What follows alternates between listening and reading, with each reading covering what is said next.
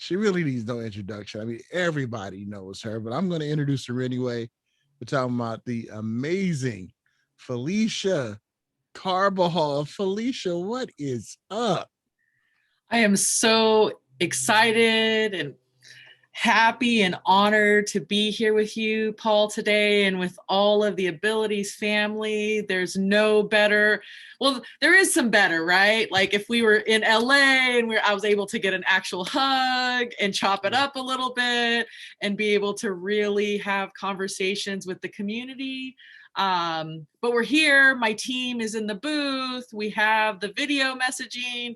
So if anybody has any questions, by all means, check us out there. I'm just excited, as always, like the journey and the conversation surrounding cannabis for patients is at the forefront of my thought process. It's the forefront of what our country needs, and all countries need to start really thinking about this in particular, especially for our communities. So I'm just grateful, Paul. Hey, great to have you. And I'm telling you, I love that hat. When we get in person to LA, you're gonna have to let me Oh, use that hat, okay? everybody's going to want to jack my hat, but sure, I will maybe share it There for a you go. little while. There you go. No, I love it. I want to let our viewers know too. They can submit questions for Felicia. And Felicia, remember last time you went viral with all the questions. So I'm gonna start off with one question right now. Felicia, the one question that we have is, where is cannabis legal? So cannabis is legal in a bunch of different states. So if we wanted to start naming them off, there's almost 30 some, so I'm not going to get into that. I think it's easier to start where it's not legal at. And those are some of the states. Let's see, where is it not legal at right now? I believe Idaho doesn't have legalization. I believe the Dakotas are in discussions because their elected officials don't want to honor the will of the people. Man, you caught me on a good one. I usually have a list to refer to. I'm pretty sure we have a list in our booth that's very specific in terms of which states are legal and which states aren't, which states have medical marijuana programs, which means that typically you have to have a medical recommendation for a doctor. We have a lot more states that really uphold and honor patients. And then we have a few states and growing that allow for adult use, which just means any adult person can go inside of a facility, whether they're a patient or not, and bypass that one point in terms of having that doctor give you a specific recommendation. If you live in a state you don't have access, I'd encourage you to come to great places like California that's always warm and sunny, and at least stay here for, about a week and try out some of the offerings that we have here to see what works for you. And then go back to where you live and go with your empties and show your elected officials, this is what I need here because this is how it helped me when I visited California. All right. And Felicia, some of the questions popping up has to do with the difference between a couple of things. One is CBD, another one is THC. What's that difference? Genetics. So just some of the basics are that, oftentimes people will look at CBD in terms of it not being psychoactive. So it doesn't give you some of the feelings that a lot of us who might have consumed cannabis at one point or another in our lifetimes, and it made us feel what people would say high or that psychoactivity. So typically CBD does not have any of that psychoactivity. It has a lot of properties that allow for folks to feel relief. So when we talk about that, we're talking about anti-inflammatory inflammation. We're talking about some baseline pain relief, especially if you've never consumed THC. So the difference with THC, so I take a combination of both, if that helps.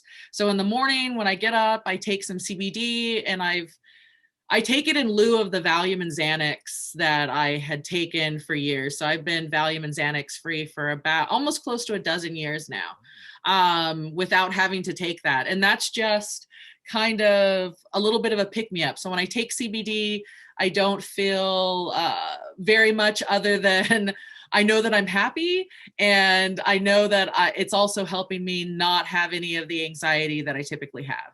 But throughout the day, as somebody who does have a spinal cord injury, I do have to augment that in and add, sometimes it'll be a ratioed medicine that's in between a CBD and a THC and that has a blend, or sometimes it's just microdosing a couple of milligrams of THC. And when I share that to say that, like, because of science and how amazing it is and how we have the ability to consume in micro amounts to see what really fits for our bodies, we can take advantage of utilizing THC in ways that are arguably safer for some of us who don't want to have any of that psychoactivity or feel high. So for example, one of my favorite things to take is like a 2 milligram little mint, and it tastes like pineapple mint, but it's only 2 milligrams. And what'll happen is I'll take that. I don't feel any psychoactivity, but I do feel maybe a little reduction in pain.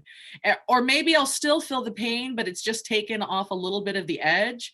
And I know personally, well, you should take another one, Felicia, and just microdose until you find that little sweet spot. And in which case, personally, I still don't feel any of that psychoactivity. But that's ultimately the biggest definers for them. I mean, this plant works synergistically with all of the cannabinoids. So we have so many different cannabinoids and flavonoids and terpenes that are part of this plant that most of us, at least here in California, we have the opportunity to experiment and figure out what works best for us. Across the nation, of course, that isn't always the case.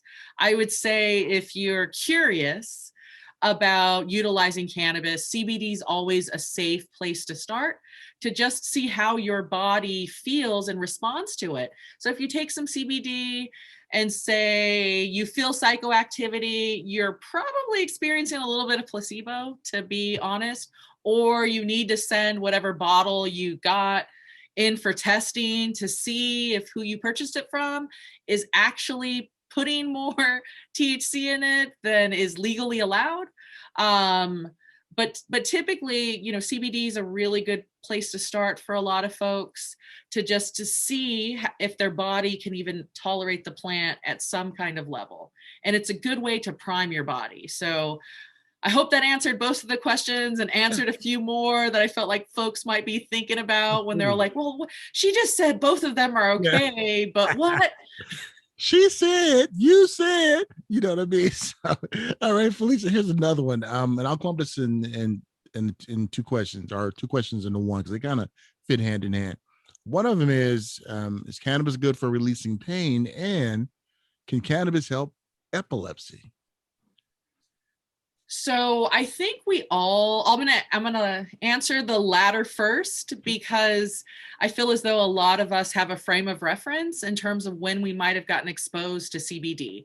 And that came via Dr. Sanjay Gupta, when Sanjay was sharing a story about a little girl who's no longer with us. So we always try to honor her in particular and remind the world that this little person put their body, their family on the line to be able to give us all an opportunity to know a little bit more about CBD.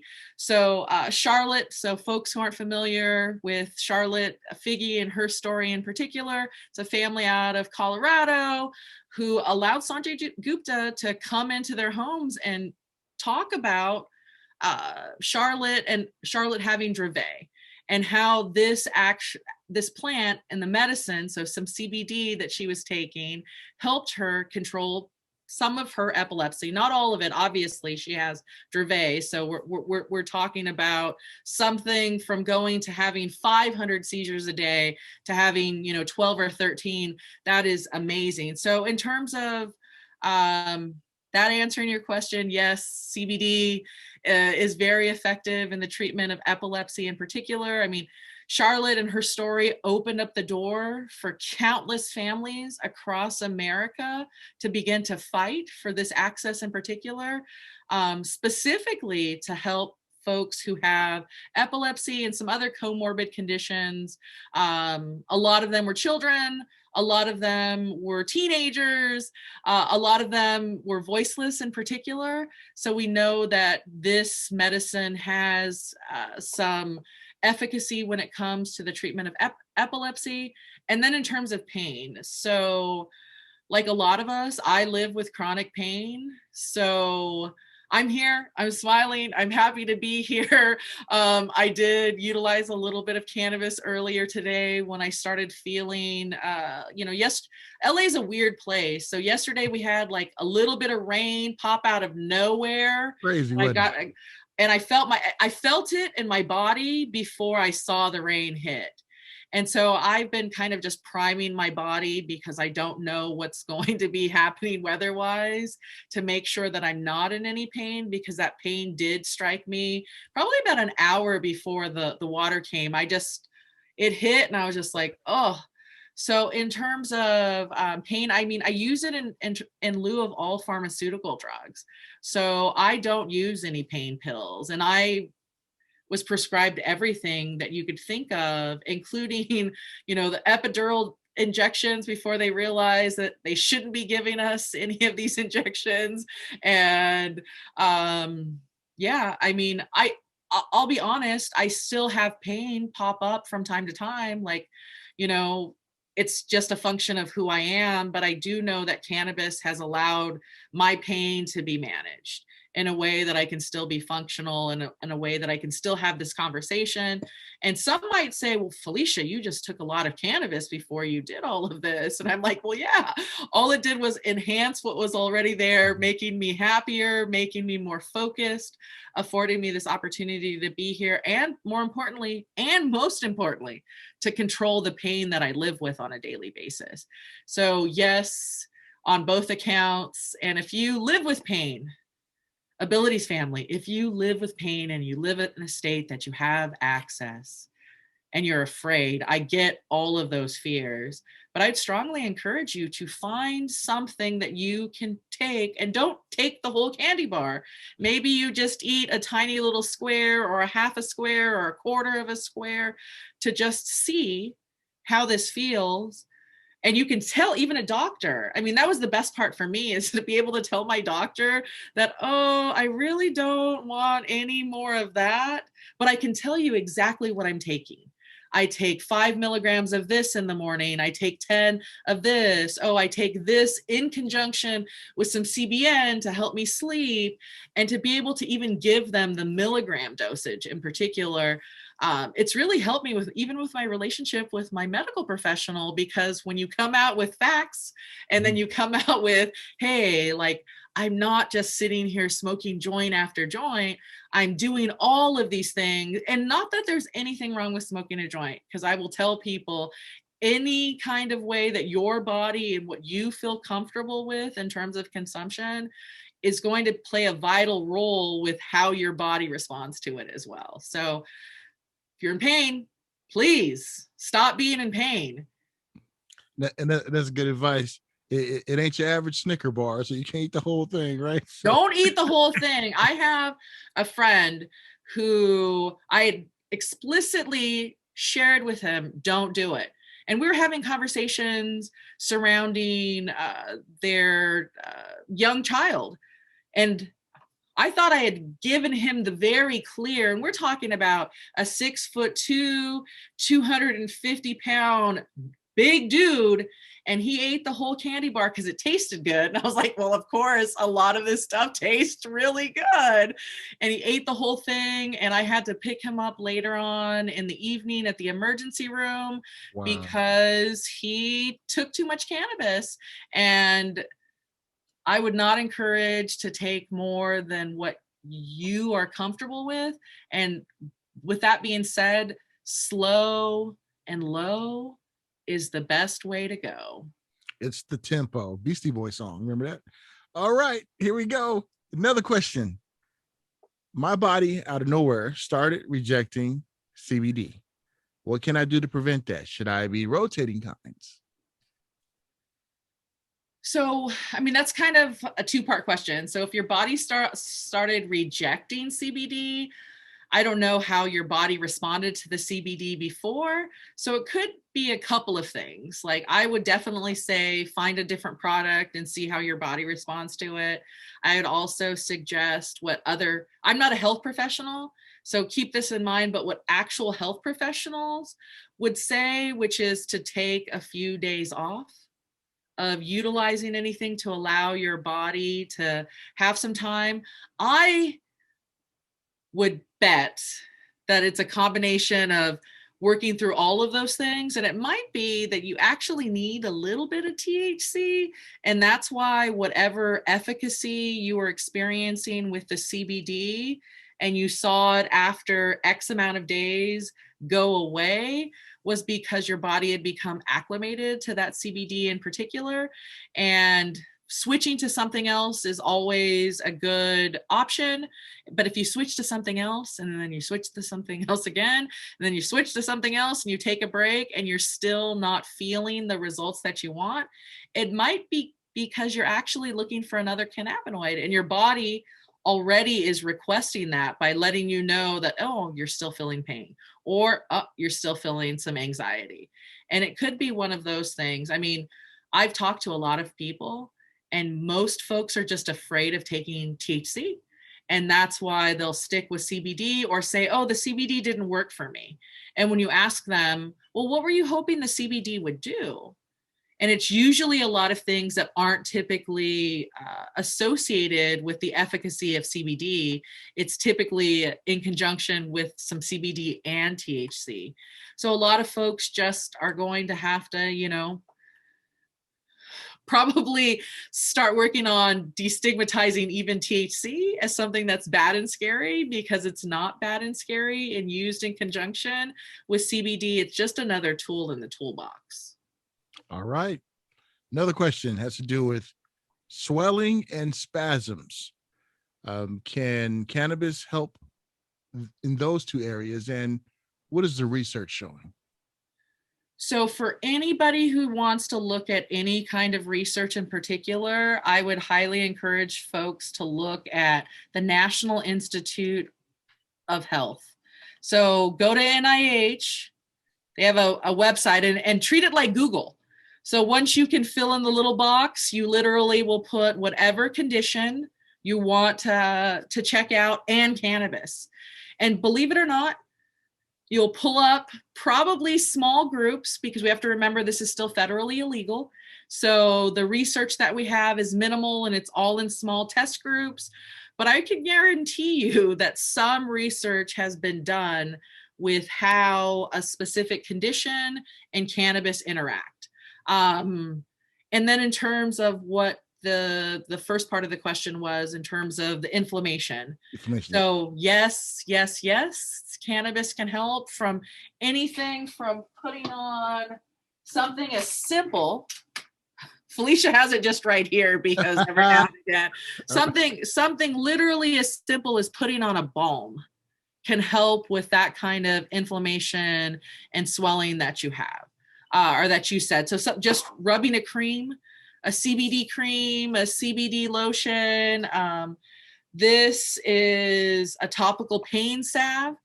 So, I mean, and it's just a stick. So it's like my favorite thing because I can just rub it. I mean, I have pretty bad tendonitis in my shoulders, but, just rub it whenever I feel it or rub it on my neck. Usually folks will make it so that it also has other principles in it and other aromas and other plant family members in it that kind of just enhance your experience in particular, so that for those who are afraid of THC, there's a lot of really amazing medicine makers who have realized that, oh, I can add this, and that along with cannabis plant medicine and just really enhance things that we already knew. So a lot of natural elements. I know that there was another part of that question, Paul. Oh yeah, it was how it can help with inflammation, and then about the research on spasms and things like that. So spasms, NIH, spasms and cannabis, and you should be able to pull up that specifically from the National Institute of Health. All right, Felicia, we got time for two more questions now. The first one I'll throw at you is these are their words, not mine. How can I discuss CBD with my doctor? I'm afraid he'll think I am a stoner. Well, if your doctor is going to discriminate against you based on your need, and you really like that doctor, you probably should have a conversation with them, even about your fearfulness of addressing this issue. Because number one, if your doctor is going to stereotype you and stigmatize you, there's probably something a lot more wrong with your doctor than just them thinking you're a stoner. Number two, I know a lot of stoners and they're really great, amazing people. So, on behalf of my stoner family, I'd say that would be my first approach. The other thing is, check in with yourself, because if this is the avenue you want to go in, there are a lot of conservative doctors. I mean, we know that prohibition really put our medical professionals at a disadvantage for almost 100 years, meaning so many of them don't know about the efficacy of this medicine in particular. They don't even know and or acknowledge the history, meaning that this plant medicine 100 years ago was part of pharmacopoeia, meaning that this is what the shoulders they stand on as doctors, you told patients to use. The other thing is, I would check in. I don't have any groups in particular to be able to like suggest, but there's a lot of groups on Facebook that you can ask them. And I'd say I'd ask them, like, because there's so many people that are having these feelings as well of not being comfortable asking your doctor these things. But I mean, I touched on, maybe you tell them, hey, did you know that cannabis was actually prescribed by other medical professionals and a part of pharmacopoeia? And start off with educating them. And then that way, even if they look at you like you're a stoner, you already are coming in with the knowledge that this is medicine, and that the continued dogma and discrimination that so many people who utilize cannabis and being labeled a stoner is wrong, and you don't have to explain to them that that is wrong. I mean, I would, like, if I get a doctor that tries to look at me sideways, I'll probably say, well, let's go back into history and let's talk about this a little bit more. But more importantly, I'd say, feel comfortable. And if that doctor is not the one, find another doctor who you can have that conversation with. I mean, there's more than one medical professional that's probably within your network. I'm sure most of us, I mean, I have about three different medical professionals that I work with alone. So if one of them doesn't have the answer that I like, I'm going to go to the next one, then come back with that information to the first one. And I mean, power to you. I mean, I know you can push through this. Whoever asked this question, push through it. Do not allow them to stigmatize you. Do not even allow yourself to. If you think that this could be an option for you, it probably is. And I'd say jump in. And The if water all feels good. and if all else fails with the doctor, Felicia would tell them to the left, right? To the left, to the left. I mean, there are so many medical professionals that you can talk to who will tell you more about cannabis, and they will be able to really, really empower you to go back to your medical professional. And I mean, like I said, there's not enough information. It's federally illegal. Some of these doctors are still scared. So a lot of this is just being patient with each other. As we dive into this experience, I'd say in the next 10 years, most medical professionals, especially the younger ones, are going to know about all of this. This is going to just be another tool in the toolbox that when traditional medicine, Western medicine, whatever you want to call it, isn't working, that they're going to be able to suggest cannabis as this alternative. And I'm giving us 10 years on that. All right. And last question, Felicia. What would you recommend for help with sleeping? So I have issues with sleeping myself. And believe it or not, I don't even take a lot of this. So every night I can even show folks. See, Felicia got it all. Look at her right at her disposal. Here, Oh, go I'm ahead. like, it's close. It's I close got by. you. I got Everybody's you. all like, what is she reaching into? Those drawers. What else she got in there? Um, so like, this is one of my, and I don't like everybody knows I'm not a big person on advertising brand, so I'll remove the brand. But this is just a little gummy. And I take this little gummy every night before I go to bed. Sometimes I have to take two, and it pretty much is still microdosed. When I tell people how much I take, and I'm like, oh, just 5 milligrams of THC with 1 milligram of CBN. So CBN in particular, so if you want to do a little bit of research on CBN, I encourage everybody to do it afterwards. But it really has that extra punch to allow me to get those 6 to 7 solid hours of sleep, where occasionally I'll even remember dreams, which is kind of odd for those of us who consume cannabis on a regular basis. But it puts me out. So I encourage folks that are struggling with sleep in particular to go see if they can find or they have access to CBN. If you don't, and you live in a state that you don't have access, unfortunately, I don't have another suggestion, primarily because I only can speak for myself and for others around me, and nobody else has said anything other than CBN or utilizing a lot of THC to just knock yourself out. But I mean, I found something as simple as a little gummy that is only 5 milligrams of THC and 1 milligram of CBN. And I'm a big girl. So like to be able to take it and sleep the way that I do, I feel incredibly grateful that so many people fought so hard for us to have this type of access and for us to be able to have access to medicine at a microdose level so that I'm not trying to figure it out myself either, because I'm not that great at math. Um, so folks figuring it out and laying it out for us it is definitely going to be the wave of the future. But if you have access to anything that has CBN, I would strongly encourage taking it. If you don't, I mean, a lot of THC, I mean, a lot of THC to just kind of knock yourself out is the other one. But I mean, that's also the least effective and probably the least cost effective and all of those other types of things, because you're just kind of throwing a dart to see what works. All right, Felicia, as always, enjoy your insight, enjoy all your knowledge. And Felicia, where can one find out more information about you and the organization, and check out your booth too? Yeah, definitely go check out our booth. We've got a lot of information. We brought in some amazing partners that are doing some amazing things to be able to provide access.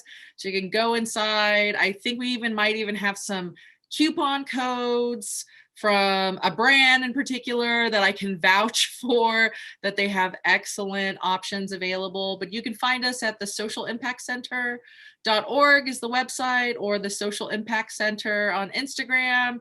We're also on Facebook under the same name. And you can also reach out to me there. I definitely can point folks to some amazing leaders in cannabis who either have medicine or can provide one-on-one consultations and can help folks navigate this space. So I'm easy to find. It's Felicia, Felicia, at the Social Impact Center.org. And I'm pretty fast. And then, of course, in our booth right now, we have some amazing medicine makers who are in there, who can answer a bunch of questions. We're going to have a patient panel tomorrow with some of the nation's most prominent activists and organizers fighting to make sure that patients and our affordable access is at the forefront of every legislature thoughts and minds in terms of how they regulate this. So I'm just excited. I hope everybody has a great rest of their day. It's an amazing Friday. And then I definitely hope that tomorrow folks can tune in and definitely listen to all of those patients that we have that are really pushing for us to have the access that we need at a rate that is commiserate with what we can afford, or making it free. I got so many people on tomorrow who have fought so hard to make this free for patients, to be able to have free medicine here in California and pushing it across the country so that more people are fighting for those of us who are the pioneers who pushed for access for this plant before it was cool, before it was trendy, before every big basketball player, football player, celebrity stepped in, when it was really about us being brave, putting our bodies on the line to expose ourselves, as that person said, as potentially a stoner, and to put ourselves out into the space to really remind folks that this plant, what California did in 1996 was about patients, and it needs to remain accessible to all of us who have medical needs. Well, Felicia, thank you so much. And we'll talk to you real soon, my dear. Sending you a virtual hug. Take care of yourself. All right. You too. Have a good one. All right. Thank you. This is the Abilities Virtual Experience number 3. And that was the amazing Felicia Carbajal. Always enjoy talking to Felicia. She has some great info and some great insight. So make sure you go check out their booth. And wow, it's been an amazing day.